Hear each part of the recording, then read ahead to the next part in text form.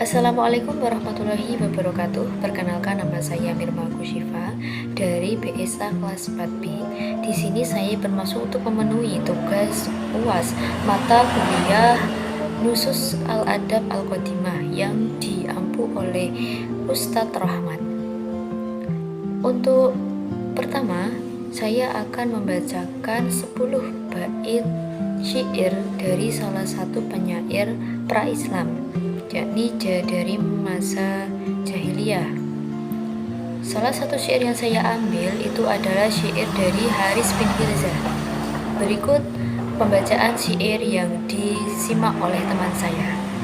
Bismillahirrahmanirrahim. Adanatna bi bainiya asma'u rubathawin yumallu minhu sawa'u bada'adillah bi burwati syama'a fa asnadi yarihal khasa'u fa muhayyatun fasufahu fa'ala di fitakin fal adabu fal wafa'u fariyadul qatafa awdiyatu syurbu bi fasyubatani fal abla'u la aroman ahidu fiha fa abki al yawma dalha wa ma yaludul buka'u wa bi ainaika awqadat hinduna ra'a khairan tulwi bihal alya'u awqadatha bainal aqiqi fasyasyaini ba'udin kama yaluhun diya'u fatanawartu naroha min ba'idin bi khazazin hayhata min kasila'u ghaira anna qad asta'inu alal hamma idha khafa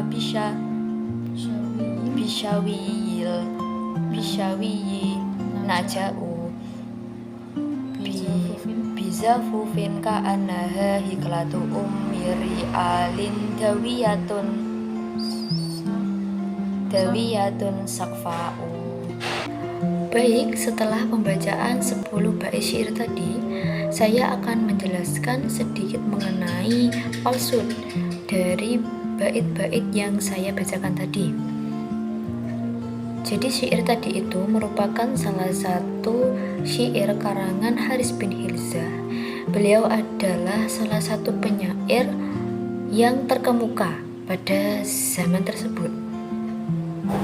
Syair tersebut menceritakan bahwa pada saat itu terjadi sebuah perselisihan antara dua suku, yakni suku Bagr dan juga Taglib, mengenai klaim tanah dan kisah dendam lama yang membuat pertikaian mereka itu makin tajam. Kemudian perselisihan itu sampailah ke telinga raja yang bernama An-Nu'man ibnu Mundir, itu di kerajaan Hirah.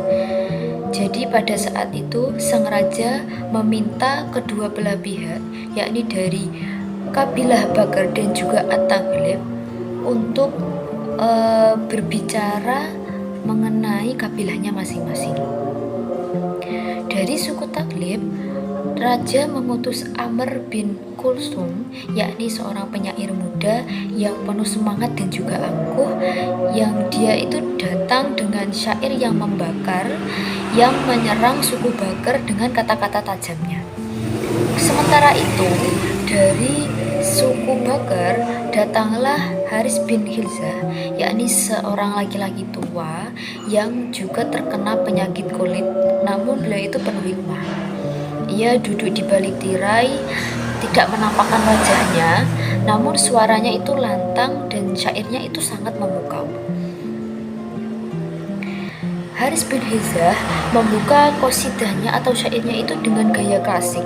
Dia itu menyebut nama Asma, yaitu seorang kekasih yang dia itu sudah pergi, lalu menyusuri kenangan melewati Burkot, melewati Asifa, kemudian melewati Fitak dan juga lembah-lembah lain yang dulu itu pernah menjadi saksi kebersamaan mereka. Haris bin Hirzah itu menangis karena tidak lagi melihat orang-orang yang ia kenal di sana.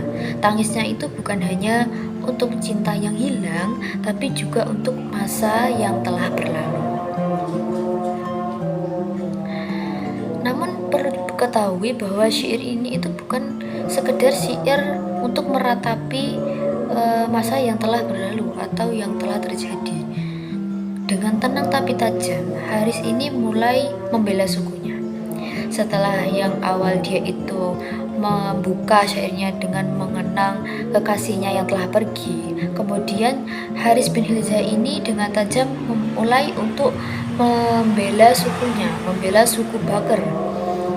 Jadi Haris ini menceritakan kemuliaan silsilah Bakr ibnu Wa'il, yakni sesepuh mereka, mengenai keberanian mereka di medan perang, kejujuran mereka dalam berdamai, kemudian membantah tuduhan suku Taglib dan menyebut mereka sebagai suku yang melanggar janji, suku yang membesar-besarkan diri, suku yang angkuh, yang sombong, dan suku yang sering mengobarkan permusuhan. Haris bin Hilza ini tidak hanya menyampaikan pembelaan, tapi juga seruan untuk keadilan. Ia meminta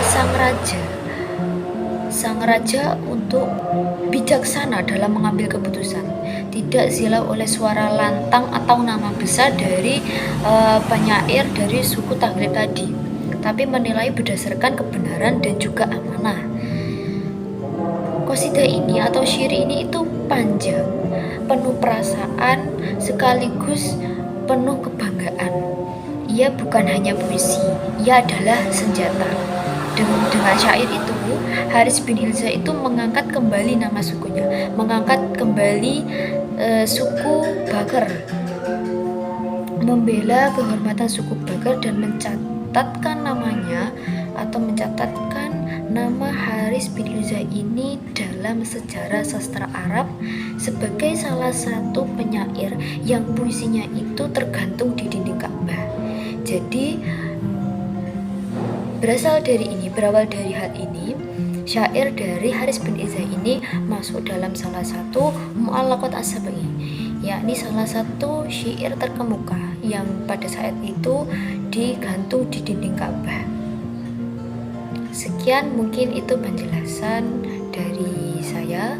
Mungkin ada kurang lebihnya, saya mohon maaf. Assalamualaikum warahmatullahi wabarakatuh.